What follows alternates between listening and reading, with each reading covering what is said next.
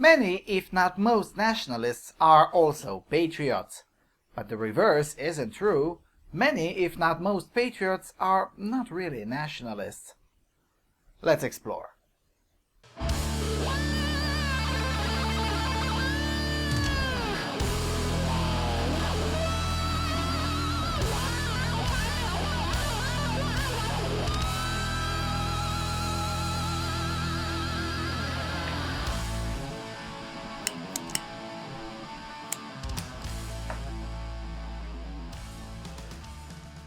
Hello everyone, and welcome to another installment of Freedom Alternative Research and Analysis. With the rise of so many politicians and political movements that can aptly be described as anti-national, such as Justin Trudeau of Canada, Angela Merkel of Germany, Federica Mogherini, the Italian chief of EU's diplomacy, God help us, or François Hollande of France, with the rise of such figures, it is easy to see the differences between patriots and nationalists being completely blurred, as both of these positions are almost forbidden under the regime of anti-national politically correct regimes. So let's take the definitions of the two and then I'll emphasize the differences between the two. So, according to dictionary.com, nationalism is, quote, the strong belief that the interests of a particular nation-state are of primary importance. Also, the belief that the people who share a common language, history, and culture should constitute an independent nation free of foreign domination, with the note that nationalism is opposed to colonialism and imperialism. This is a much better definition than the one proposed by Wikipedia, which is a lot more unclear and it tends to muddy the waters. For instance, according to Wikipedia, nationalism is a shared group feeling in the significance of a geographical and sometimes demographic region seeking independence for its culture and/or ethnicity that holds that group together. This can be expressed as a belief or political ideology that involves an individual identifying with or becoming attached to one's nation. Nationalism involves national identity by contrast with the related concept of patriotism, which involves the social conditioning and personal behaviors that support a state's decision or actions. The definition is muddying and, dare I say, wrong, because national identity is not necessarily in contrast with patriotism at all. One can be a patriot and recognize and respect the national identity of Spaniards, for instance. However, Wikipedia does provide a better definition of patriotism, which it defines as, quote, an emotional attachment to a nation which an individual recognizes as their homeland. This attachment, also known as national feeling or national pride, can be viewed in terms of different features relating to one's own nation, including ethnic, cultural, political, or historical aspects. It encompasses a set of concepts closely related to those of nationalism. An excess of patriotism in the defense of a nation is called chauvinism. Another related term is jingoism.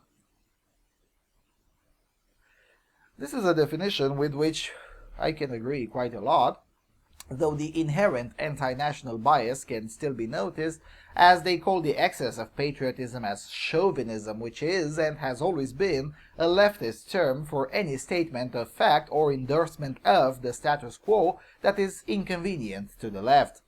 For instance, it's chauvinism, according to the left, to say that the European culture is superior to Islamic culture, because such a belief shows, quote, a belligerent belief in national superiority and glory, end quote, as the leftist definition of chauvinism would go. Now, belligerent or not, the belief in national superiority and glory is not and should not be considered a priori a good thing or a bad thing. The arbiter should, of course, be the facts. So, is the European culture superior to the Islamic culture? Well, I would argue it is, since one would have to be hard-pressed to find an area in which the Islamic culture is better than the European one. For instance, there are more books translated in Spanish in 1 year, and Spanish is not the most widely spoken language in Europe or the Europe-influenced world, than there have been books translated into Arabic in the last 1,000 years, even though Arabic is the most widely spoken language in the Islamic world. The European culture, with all its sins and tragedies and stupidities and, yes, oppression, has indeed improved itself over time. The simple idea that the church and the state ought to be separated emerged over 500 years ago, or possibly even earlier than that, as the Statute of Kalisz, issued by the Duke of Greater Poland, Boleslaus the Pious, was written in 1264. This statute granted Jews unprecedented legal rights in Europe, including exclusive jurisdiction over Jewish matters to Jewish courts, and established a separate tribunal for the other criminal matters involving Christians and Jews. Now, that may not sound quite spectacular by 21st century standards, but in Saudi Arabia it's still rather illegal to even be Jewish or Christian. In other words, the Greater Poland of 1264 was already more culturally advanced than Saudi Arabia is in 2016. Now, having established the definitions of the two concepts, let's now examine some areas in which the nationalist and the patriotic approach differ. I don't purport to examine all areas, and thus I don't claim that my list is complete. So, the areas considered are 1. Individual rights and individualism in general, 2. Relationship with the government, 3. National superiority and inferiority, and 4. Race and ethnicity. Oh boy, this is bound to rub some feathers the wrong way. But anyway, you don't come to Freedom Alternative to hear cushy things, do you? So, let's start with individualism. The simplest way to put this is that nationalism is simply incompatible with individualism. No matter how you look at it, nationalism is inextricably related to collectivism. Now, the level of collectivism proposed by a nationalist may vary, but at a fundamental level, the needs of the individual have to be subservient to the needs of the nation or the larger group in general. That's why you would be hard-pressed to find nationalist libertarians, but it's much easier to find patriotic libertarians. Because for a patriot, the needs of the individuals almost always come first, and even when they don't, they're still a significant part of the justification for the policy proposed. Now let me give you an example.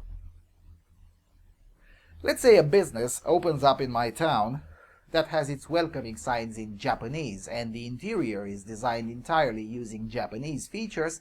They employ only people who speak Japanese, they play Japanese music, and their clients are encouraged to speak Japanese rather than Romanian. I chose this example because such business actually does exist, and Japanese is not a language or a culture that has any legal status here, unlike Serbian or Hungarian, which do.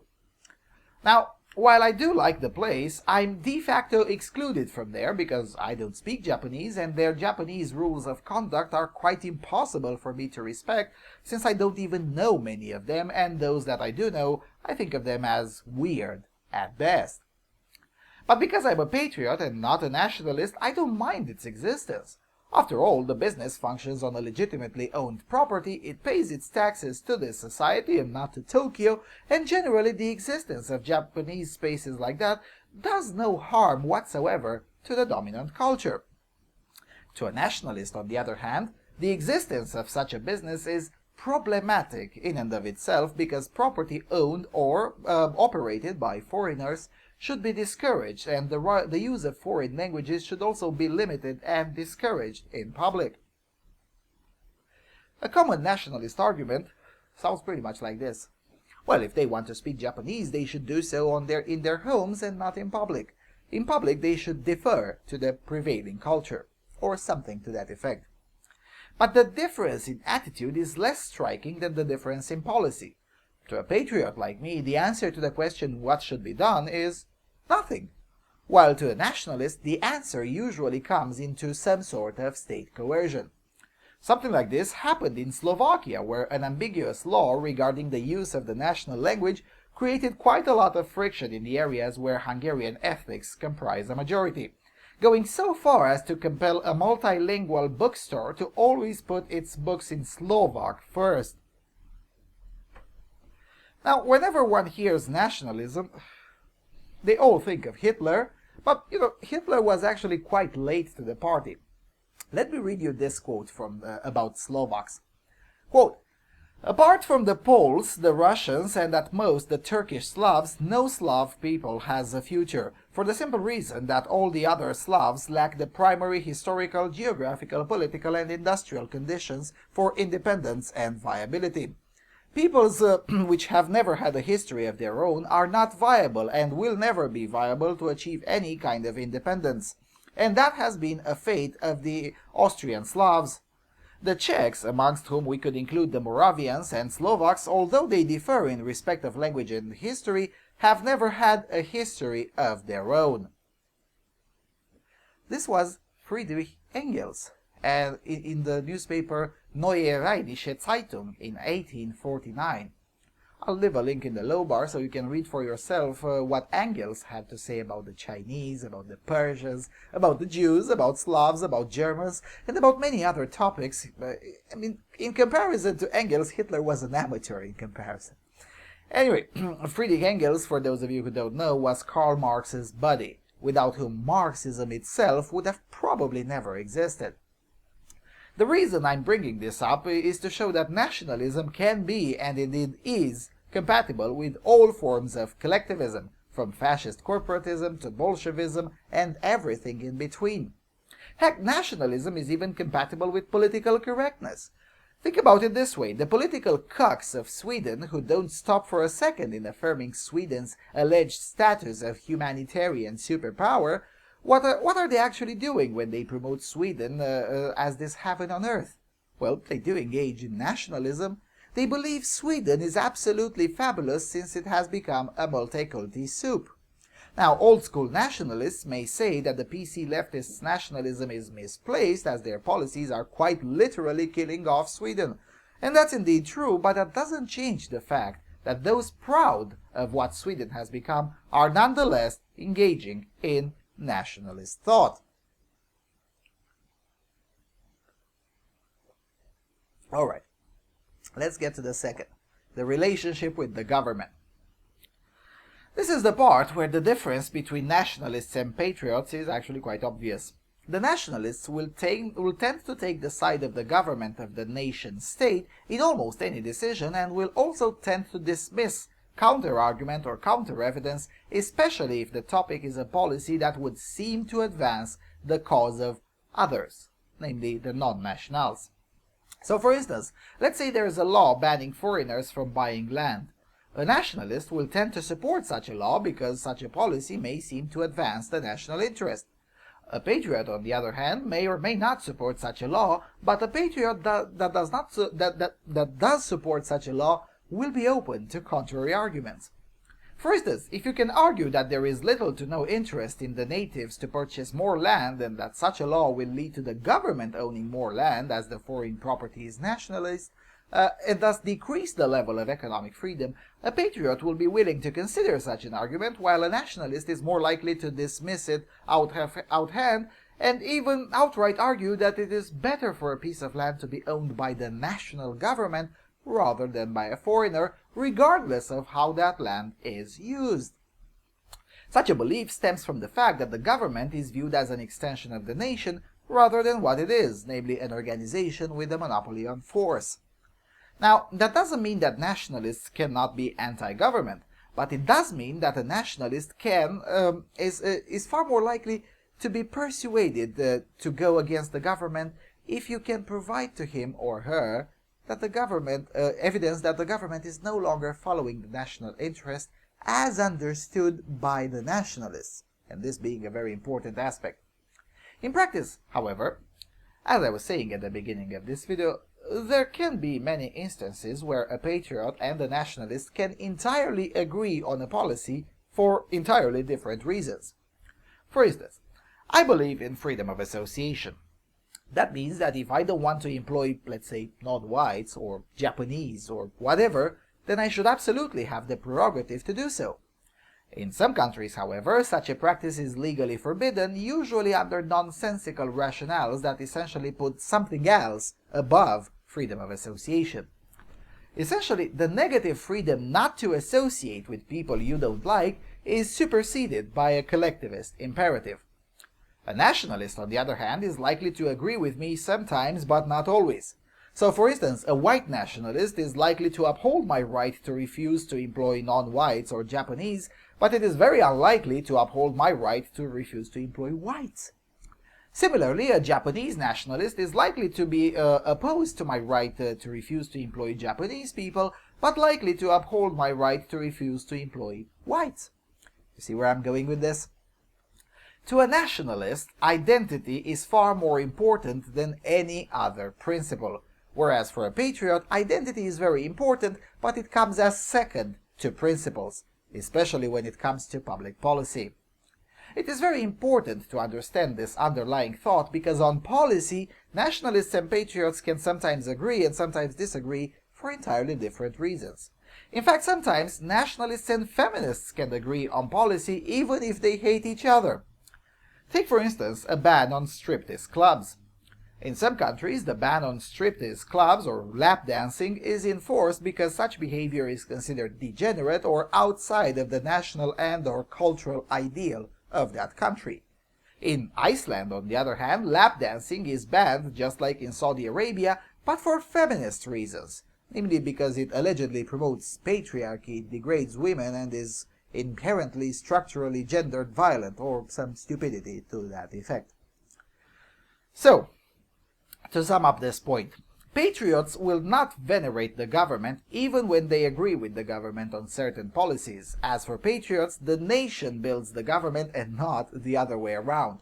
For nationalists, on the other hand, the government is the nation, and for as long as it advances their understanding of national interest, the government is fine, even when it's wrong.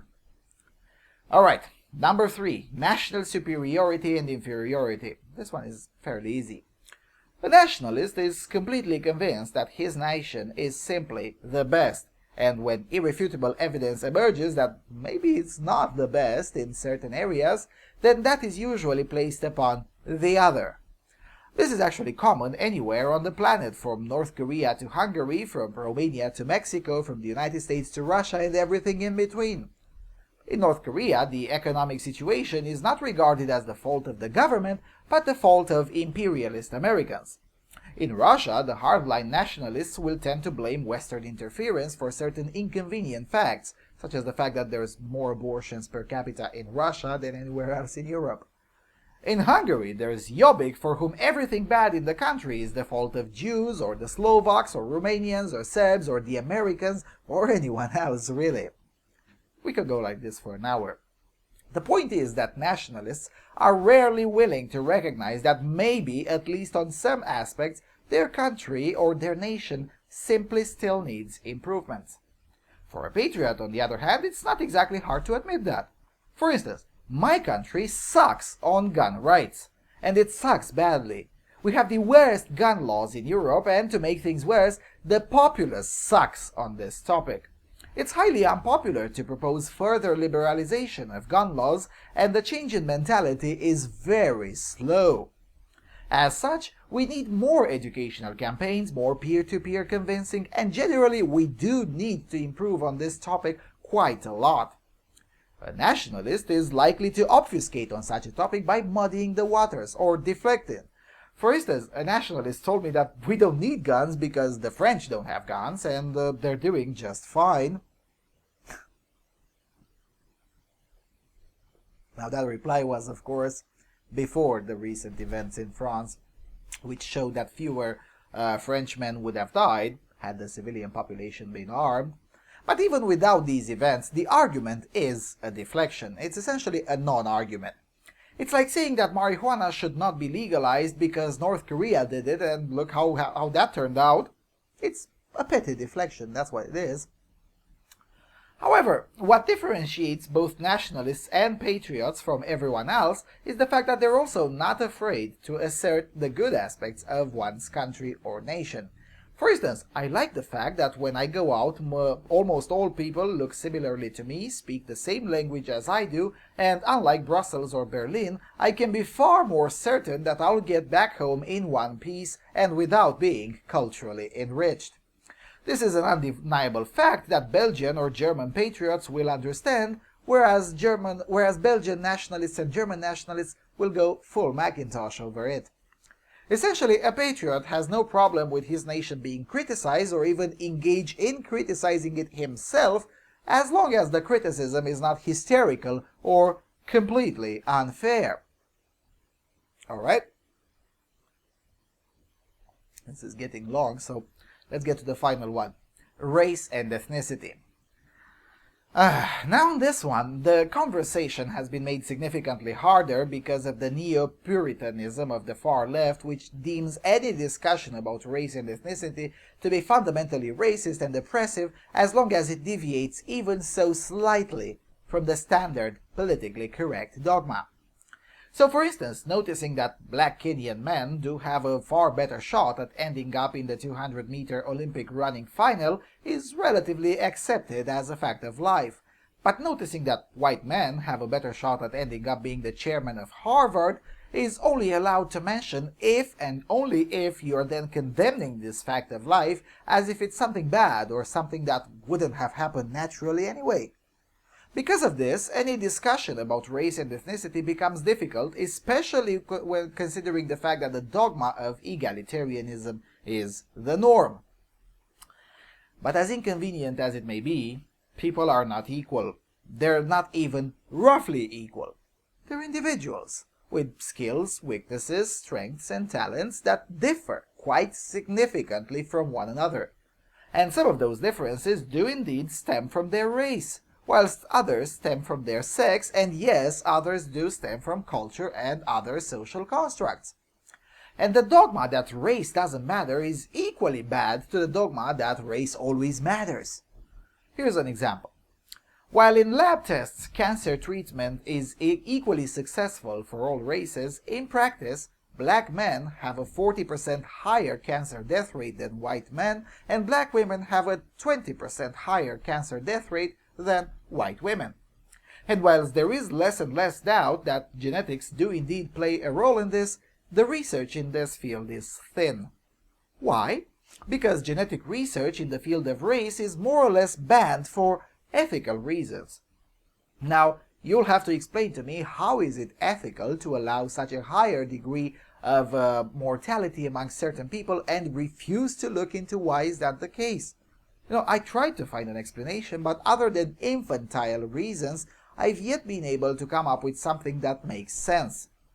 The main argument, namely that such research could be used by racists, is stupid in and of itself.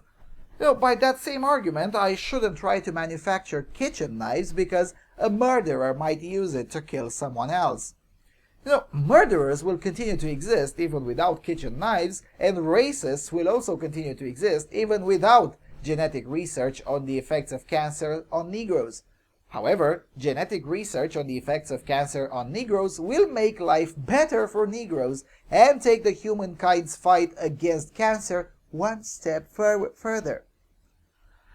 Now, whereas both patriots and nationalists will almost always agree that research on topics like race and ethnicity is good, the extent of the results is viewed quite differently. For instance, a nationalist will tend to recite the old trope that East Asians perform better in IQ tests and thus East Asians are smarter than whites, just like whites are smarter than blacks. Now, the problem is that East Asians may indeed be smarter than whites. Quite frankly, I don't think so, but even if that were true, the performance in IQ tests doesn't prove it. The most widespread IQ test, Raven's progressive matrices, has an inherent bias in it that simply favors those whose native language involves more artistic type of writing. Mind you, when this test was developed, there was no intentional bias in it, but that doesn't change the fact that the bias is there.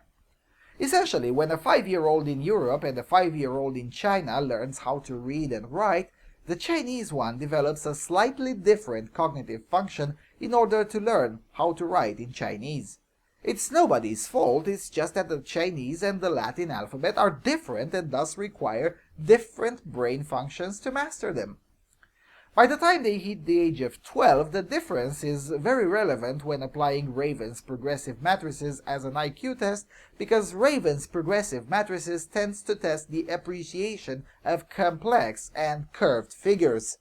And when you have been writing in complex and curved figures your entire life, it stands to reason that you've developed a deeper appreciation of such figures than someone who has not been exposed to that to a similar extent. For a patriot, such an argument is good enough to rethink the issue of race and ethnicity and admit further nuances. For a nationalist, such an argument is dismissed outright as egalitarian bullshit, or the person making it dismissed as a cuck. Now, on to social issues. The most striking difference between nationalists and patriots when it comes to race and ethnicity in a social context is the willingness to use nuance.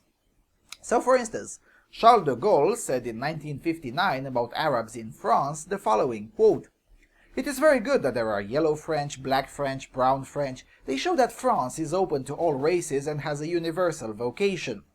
But it is good on condition that they remain a small minority. Otherwise, France would no longer be France. We are still primarily a European people of the white race, Greek and Latin in culture, and of the Christian religion.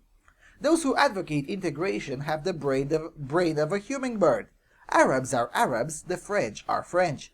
Do you think the French body politic can absorb 10 million Muslims who tomorrow will be 20 million and after tomorrow 40? If we integrated, if all the Arabs and Berbers of Algeria were considered French, would you prevent them to settle in France, where the standard of living is so much higher? My village would no longer be called Colombi the Two Churches, but Colombi the Two Mosques." Just like with many quotes from Charles de Gaulle, his position was always cynically pragmatic. The same is true here. He did not advocate racial purity and totalitarian overreach over racial topics, but nonetheless maintained that France should remain France. This is more or less the patriotic position, though a patriot can allow for even further nuance on the issue of integration. Basically, a patriot is very unlikely to be fundamentally opposed to, let's say, 500,000 new blacks in, let's say, Spain, provided that all of them learn the Spanish language, adopt the Spanish way of life, defer to the Spanish institutions and Spanish culture, and otherwise mind their own business. For a nationalist, however, the coming of 500,000 new blacks in Spain is wrong no matter what. And that's why I'm not a nationalist. Because I don't mind foreigners that much, provided that they assimilate. And that's the big problem, that assimilation is now a taboo concept in certain parts of Europe. In fact, the call for immigrants to assimilate is viewed as inherently bad or chauvinistic by the political establishments. And that is insane. When I visit Sweden, I do my best to speak Swedish. Why can I do it and those living there for 20 years cannot? When I take the tram in Budapest, I expect all the announcements to be in Hungarian because it's their country. Just like when I take the train in Paris, I expect to be spoken to in French and not in English, regardless of the speaker's race. I mean, seriously, it's not rocket science.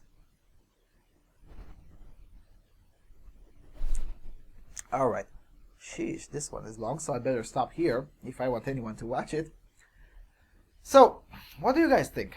Is patriotism really that bad or outdated?